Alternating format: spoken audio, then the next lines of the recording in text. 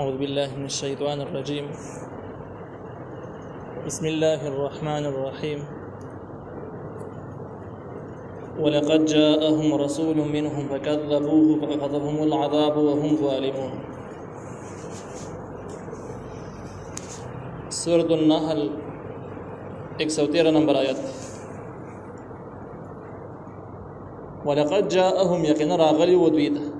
رسول پیغمبر منهم چې دوی نه وو، یعنی دوی په جاند د مخکې دوی خاندان ادلاقي کست فكذبوه نسبت دروغ ورته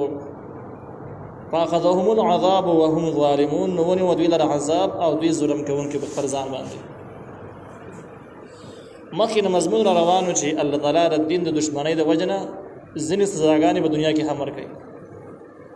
دا غي نمونه ذکر شولا چې ځینې کړو خلق د سشتا چې هغه ته دعوت ورکړل شو، هغه دعوت قبول نه، هغه باندې عذابونه رالو او د سحال کې چې هغه خپل ځان باندې ظلم کا او شرک کا او کفر کا او ګناونه کول او دا چې آسماني دین مخالفت کا، هغه د وجنه په عذاب را. نو دا اشاره شو دی خبره د دې خلکو باندې چې کوم عذابونه راځي د پوري اتفاقی نه راځي، بلکې الله تعالی دوی ډیر مهلت ورکړي تر دې حد پورې چې په کوم مسائل باندې نه پیږي داغه د پیول د لپاره الله تعالی خلک امراولي کې چې باغی باندې پوي چې سره د پوي نه کله مخالفت شروع کړي نه په عذاب راځي. نو بده کې دا سبقونه شو دا شي د بعض اعمال سزا په دنیا کې هم داغه نمونه راځي عذابونه په شکل کې. دویم دا عذابونه الله راځي چې کړه د خلکو د دعوت پورا میلاو شي، او دریم چې کړه د دعوت نو وروسته مخالفت وکړي، دا خبره چې راځم کې دغه نه بعد د عذابونو سلسله شروع کیږي. فكلوا مما رزقكم الله حلالا طيبا واشكروا نعمة الله إن كنتم إياه تعبدون. د دې ځکه نه اخوا بل مسله شروع کیږي تقریبا د 117 پورې بجاري. داغه حاصل دا د جګم سزون الله تعالی حلال کړي دغه ته حلال وي، حلال به ګڼي، او کوم سزون چې الله تعالی حرام کړي نو حرام به ګڼي، حلال نه شي ګڼل چې په وینا باندې حلال ولې نشي. دي عقیده ته عقیده تحلیل او تحریم ویل کیږي، او دی عقیده د شرک په حاکمیت یا چې کله مخالفت وکړي، او دا توحید په حاکمیت د هم ویل کیږي چې کله د شریعت موافق عقیده ولري. مخینه بحث روانو د الله تعالی د لوی نعمتونو او بیا د کافرانو د نعمتونو د قدر نه کولو په وجه باندې چې دغه نعمتونو نسبت به بل چاته کوي، او د نعمتونو د شکر گزاري دا او د الله تعالی دین منل بغیر و نه مانو ناشکری وکړه، نو هغه د کافرانو احوال ذکر کېدل، د الله تعالی لوی نعمتونه ذکر شو، د کافرانو بغاوتونه ذکر شو، دا غین وروسته د هغه سزاګانې ذکر شو، دنیاوی او اخروی سزاګانې ذکر شولې. اوس دې ذکر کې مؤمنانو ته خطاب دی چې مؤمنانو تاسو د الله تعالی د نعمتونو پورا قدر وکړئ. کوم شی چې حلال دی هغه حلال وایي، چې کوم حرام دی هغه حرام وایي. د الله تعالی د نعمتونو شکر گزاري هم ده، او د عبادت هم ویل کیږي، او د ایمان تقاضا هم ده. نو الله تعالی په کولو خوري مما د هغه سن رزقکم الله چې الله درکړي تاسو ته حلالا طیبا حلال او پاک. کوم څه چې حلال دا غي نه خوري، خورلو معنا دا د حلال ګڼي. نو که تاسو طبيعت نه مانی تاسو صحت لبا برابر نه بیماری په وجه باندې، نو لازم نه د جوی خوري په کولو د امر د خوراک د لپاره نه دی، بلکې امر د حلال غنلو په معنا سره دی، حلال یې وګڼي. نو د څه د سړی او شی حلال سړی نه خوري ولا بعد دې په ګناګار شي چې په کولو باندې به عمل نه کړي، نو د سینه بلکې د کولو کی اشاره دی خبره د شی په خامہ حلال به ګڼي تر دې حد پورې چې طالب بد نه نو بخوري چې حلال ثابت شي. نو اشاره شو دی خبره ده چې کوم شی الله تعالی حلال کړي حلال ورته وایي. د عقیده تحلیل ویل کیږي چې کوم شی الله حلال کړي ته به حلال وي. واشکروا او تاسو شکر وباسئ نعمت الله د نعمتونو د الله تعالی د الله تعالی نعمت شکر دې چې بس دغه نعمت په استعمال کی او نسبت به الله ته کې چې الله را کړي د بل چا به کار نشته. ان کنتم ایاه تعبدون کتا سو دې الله تعالی را عبادت کوونکی، نو معلومه شو چې کوم شی حلال الله حلال کړي هغه حلال ویل دا عبادت هم دی، عبادت کې هم شماري. انما حرم عليكم الميتة والدم ولحم الخنزير، یقینا حرام کړي دی پتا سمانی مردار هغه سروي چې پخپل مرشي حلال نشي. والدم اوینا دې ځکه کې اینا عام ذکر شوی د لیکن نور ځکهونو کې سبقون تر شوی دی چې ودم من مسبوحا هغه اینا چې کم بيدون کې نه نو دا عام اینا نه بلکې دا خاص اینا چې کم بيدون کې او ودم من مسبوحا سورۃ انعام کې به مخکې باس تر شوی دی داغه حاصل دا دی چې اینا په دوه قسمه ده یو بيدون کې اینا ده پسارو کې ذکر سره ذبح کوي نو یا رګونو نه په تیزی سره یې چپی وي دا دمن مسبوحا ویل کېږي بيدون کې نه دا حرام ده او چې حرام ده نو دا بالما زهمي بل دم غیر مسبوح دا چې بيدون کې نه لکه سره سارو ذبح کی او خو سوړ چې داغه نه بعد کټکې نو بدن په دې اډو کې به کولمو کې زیب زمان به رګونو کې این لا پاتې چې لګ لګ بیا را بېږي هغه نه رست دا کوم چې رګونو کې پاتې شي دغه نه مسبوح نه ده چې مسبوحه نه ده حرام هم نه ده کله وخت کې دا پاتې شي او سره دغه سره وخت په خکې نو دا حرام نه شماري چې کله دا حرام نه ده نو دا بالماز بیا هم نه ده اگر چې مکروه لازمي رزق د انسان فطرت یې خنه غړي نو په دې وجه باندې جامونه به لري ساتي لیکن خوراکي حرمت یې نشته ده نو دوه سيزونه حرام ذکر چې ذکر کې چې یو مردار سروي یو بيدون کې نه ولحم الخنزير یو غوخه د خنزير وما او هغه سيزونه او حل چې باغی باندې आवाज شوی لغیر الله به بغیر د الله تعالی نه یعنی الله تعالی نه بغیر به هغه ته आवाज شوی به باغی باندې نو دې هغه سيزونه مراد شو چې کوم د الله تعالی د ذات نه بغیر د بل چا په نوم باندې نظر ومنل شي نظر ته په اشاره شو ځینې خلک وایي چې وما اوحل لغیر الله معنا دا چې आवाज شوی بغیر د نوم د الله تعالی نه نو بیا به معنا دا چې هغه سيزونه د الله تعالی د نوم نه بغیر د بل چا په نوم باندې حلال شوی لکه د عیسی علی السلام په نوم باندې عیسایان ذبح کوي ځینې شیعاګان د علی رضی الله عنه په نوم باندې کوي د امام حسین رضی الله عنه په نوم باندې هغه ساروی لالي يهوديان د عزير علی السلام په نوم باندې ځینې خلک د قبرونو والا په نوم باندې لالي نو دغه چې د الله تعالی د نوم نه بغیر د بل چا په نوم باندې حلال شوی دغه شی مردار شو دا معنی شو او اکثر علما راي دا چې لغیر الله کې د علام د په معنا د تقرب سره دی او په حدیثو کې هم د سبب نشته چې وما ذبیحه للاسنام هغه سيزونه چې د بوتانو او تبند نزدیک کېدل په نه سره ذبح شي نو هغه ساروي حرام دي نو کلام په معنا د تقرب واغ سره چې بیا به دس شي چې هغه سيزونه حرام دي او حل چې باغې باندې आवाज وشي یعنی نظر ومنل شي لغیر الله به بغیر د الله تعالی نه باغې باندې یعنی الله تعالی د نزدېکېدلو والا سروي خو ټیک ده چې الله تعالی ته ځان نزدېکې او خیراتي کې دا خو ټیک ده خورل جایز دي لیکن ته بوتانو ته ځان نزدېکې قبر والا ته ځان نزدېکې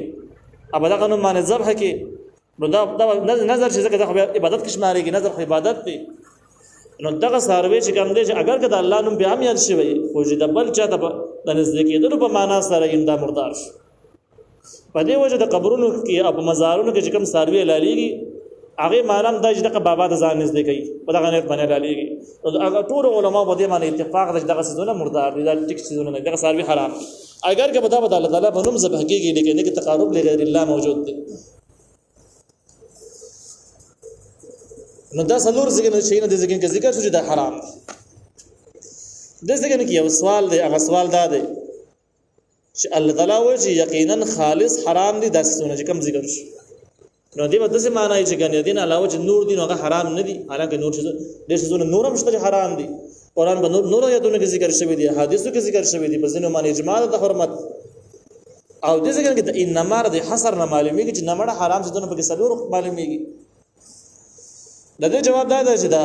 دې څنګه کې د انما چې کوم حصر دی چې امدا څه حرام دي د یو حصر حقيقي بل اضافي نو دا حصر اضافي دی یعنی په نسبت د مشرکانو کوم شي نه حرام ګڼل نو هغه شزونه کې صرف دا شزونه حرام دي دا باقي شزونه چې مشرکانو حرام کړی دا حرام نه دي نو حصر حقيقي نشته چې په دنیا کې دین علاوه نور حرام نشته دا د علم معنی او د علم بلاغت ځان له بحث دی او ځان له علم دی نو لہذا دا خبره نه معلومیږي چې همدا شزونه صرف حرام دي نور حرام نه دي د مایتی باس او د یینی باس د خنزیر ولحم الخنزیر غوخه د خنزیر او دغه شان دی وما اوحل لغیر الله به د دې تفصیلی بحث کوم دی سورۃ انعام 173 نمبر کې تر شوی دی او دغه مضمون په سورۃ بقره کې هم تر شوی دی البته په دې معنی تحقیقي بحث شوی دی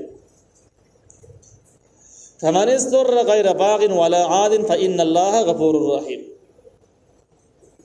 نو هغه څوک چې محتاج شو حالات اضطراری دی بلکې چې دومره مجبور ای چې یا به سر باندې چا تورې خودلې چې کدا څه نه خوري نو وجنم دی نو دا مې اضطراری حالت شو. او دویم دا چې په دې ځګن کې ته ګرځي وي چې دولګي نمرې او دغه سزونه دغه صدور شونه چې کوم ذکر شو اینه دا مردار ده د خنزیر خوخه ده او هغه چې د بل چا په نوم باندې ذبح شوی دی یا د بل چا ځان نږدې کېدل په معنا باندې ځان نږدې کول په نیت باندې ذبح شوی دی دغه سزونه ملاویږي نور هیڅ نشته او دولګي نه مړکی. نو د دې حالات اضطراری وای نو په معنی استوره هغه څه چې محتاج شو حالات اضطراری تراغه غیر باغ چې دا بغاوت کوونکې نه یعنی مخکې نه نس کوپریا کې نه لرله چې حرام او حلال پر کې نه کواشه ټول شي نه شان د خړل د څه نه و بلکې نو مخکې د مخصوصي مسلمان دا شي نه حرام ګڼل باغی نه ولا عاد او نه زیاتې کوونکې زیاتې کولې د بلکې چې دغه حرام سيزونه تر ضرورت نه زیات خوري او زیات وخت پورې استعمال. قانون دار چې الضروريات يتقدر بقدر الضروريات چې کوم شی ضرورت دا کوم شی چې کوم جایز کیږي دغه د ضرورت مطابق جایز ضرورت نه علاوه به جایز نه او سره محتاج شوی دی چې محتاج شوی دی دغه شیدونو کې څه شی مندره دی یا حرام د مردار دی یا خنزیر دی یا اینه ده بيدن کې یې نه ده یا هغه شی د عدالت نن بغیر بل چا منم زفه شوی دی او دی وته ولګي د اوس دومره بزان خسته مړی خط کې دی خوانه ذایقه پورته کوي او دومره نه خوري چې بس د مرګ بچي بلکې نور مذهب کې حاصل دی مذهب کې ورغواړي یا د سکه چې دغه شزنه خړل تر دې حدا پورې چې مجبوری ختم شي د بل ځګین نه خوراک را ورسید هغه صح حالات رسر نه ختم شو اوس مجبور نه دی لیکن پیراوخ ته وزین خوري نو دې شسته عادن ویل کېږي زیاتی کول دې ویل کېږي. نو دو شرطونه چې باغی بنای اول نه به حلال نه غني او عادی بنای یعنی زیاتی کوم زیاتی په کې نه کې ضرورت نه زیات استعمال کی. دا معنا د امام ابو حنیفه رحمه الله تعلیمات مطابق اگر چې بده کې د امام شافعي رحمه الله لږ اختلاف شته خدا باز مکه سورۃ بقره کې تر شوی دی. فإن الله غفور رحیم یقینا الله تعالی بخون کې او رحم کوون کې لري کس بخي او رحم به هم کې جستر د مجبورۍ په بنیاد باندې ځان ژوندې پاتې کول غواړي نور حرامم غني او د حرام څه د خوان مزه هم ناسي. ولا تقولوا تاسموا لما حغشتا تصفوا بیانای السنتکم الكذب جب ساسي په دروغ باندې هذا حلال وهذا حرام چې دا حلال دی دا حرام دی بدروغ باندې لتفتروا على الله الكذب چې تاسو جوړ کې په الله تعالی باندې دروغ یو شی ځان نه حلال ول یا حرام ول د په الله تعالی باندې دروغ ورړول چې ګویا د الله تعالی ویلي نو دا کار تاسو وکړئ او دا شرک بالحاکمیت همدا شی کوم شرکونه چې دا شرکونه یو دا د دې دا مسله معلومه شوله چې یو څه حلال ګرځول په قانون کې یا حرام ګرځول په قانون کې دا صرف د الله تعالی خصوصیت او دا صفت مخلوق لور کول دا شرک بالحاکمیت. نو کم نظامونه چې په دنیا کې موجود دي هغه کې د نظامونه یي چې د شریعت د اصول خلاف خلق خپل مرزه باندې یو شی حلال ګرځي یا یو شی حلال حرام ګرځي او دغه د لپاره بس اکثریت ضرورت د آسماني کتاب لپاره اعتبار نه نو دغه قوانین جوړول پاس کول او منل ټول شرک بالحاکمیت دی. نو چې کله شرک بالحاکمیت شنو بیا په دغه خسته نمونه د نخلاصيږي چې دا توحید او سنت والا شي یا اهل بیت والا شي یا قران او حدیث والا یا دغه څه کې او دغه عقیده د سلاري او دغه شاند کې قایل چې خیر ټیک ته صحیح دی پوښره دو برابر دی اگر د قران خلاف دی بس یی دی ته منظور دی نو بدی نمونه باندې ته موحد نشي جوړېدل بلکې دا شرک بالحاکمیت دی. لتفتروا على الله الكذب بعد د بار تاسو جوړ کې په الله تعالی باندې دروغ نو معلومه شو چې شی حرام نه یو دی د حرام وي نو ګوي چې په الله دروغ ورواړول په الله تعالی باندې دروغ ورواړول لوی جرم دی. یو شی حرام حلال دی او ته حرام غني ځان دې حرام کړی دی د بل چا په وینا باندې د اکثریت په قانون باندې نو دا هم په الله تعالی باندې ګوي چې دروغ ورواړول برابر دی یعنی لوی جرم دی. ان الذين قنها كسان يفترون جوړي على الله الكذب په الله تعالی باندې دروغ یعنی ځان یو شی حلالي حرامي لا يفلحون چرته به کامیاب نشي کامیابی صورت نشته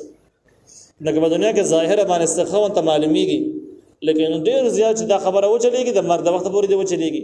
مرګ نو وروسته بیا د الله تعالی قهر غضب سره مخامخ کیږي د کامیابی بنوم هم ونه نه اگر چې په دنیا کې به هم د ډیرو مشکلات او مصیبتونو عذابونو مسلسل شکار همي متاع قلیل دا فائدہ لګا ده دنیا فائدہ معمولی فائدہ ده په دنیا کې ستدین باغی په ډیرو پیسو کې عہدو کې ژوند تیر کو انداسته ناشنا خبره نه ده او در دې خبره دلیل نه راځي چې دغه ظالم دی په حق باندې شي په حق کې دی نشي ځکه دنیا یو معمولی څه دی عارضی شي دی ولهم عذاب الیم موجوده پر عذاب دردناک دی بیا مرګ دی د مرګ نه بعد بیا دردناک عذاب دی نبی رسول الله فرمایي چې من ماذا فقط قامت عليه القيام سړی چې مړ شي ګویا چې قیامت په قائم شي وسه قصه خراب شي دنیا نه رابطه کټ او مرګ حج ته بیخي نږدې دی لري نه دی